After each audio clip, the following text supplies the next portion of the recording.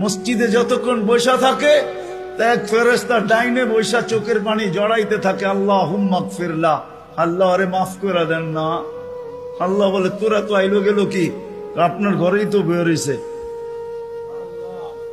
আমাকে জিজ্ঞাসা করেন কেন তোর দিলে এত ব্যথা কেন?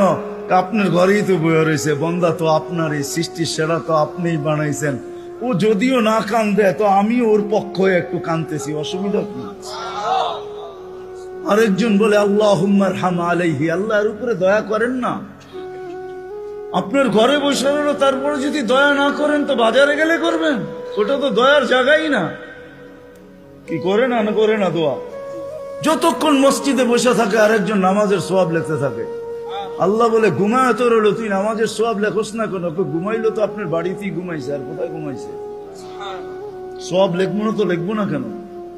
এটাও ফেরেশতা চালায়। আপনি ভাবেন শ্বাস প্রশ্বাস এমনি নেন? কন্ট্রোল রুম আছে, কন্ট্রোল রুম। হ্যাঁ, হাবায়েক ফি আখবারিল মালায়েক কিতাবে আছে, জালালউদ্দিন সুয়ুতি রহমাতুল্লাহ আলাইহি লেখা। যখন শ্বাস নেই তো ফেরেশতা বলে আল্লাহ আমসিকা ওয়াতরুক, বন্ধ করে দিব না খোলা রাখবো? আল্লাহ 1,60,000 বার মেসেজ থ্রো করে, অটো উতরুক আলী আবদি আজাল, খোলা রাখ, সীমা রেখা দেওয়া আছে। যেদিন সীমা রেখায় আসবে ওই দিন বলবো টানবো তো আর ছাড়তে দিবি না, ছাড়বো তো আর টানতে দিবি না। বিনা দ্বিধায় 1,60,000 বার শ্বাস প্রশ্বাস নিতেছি।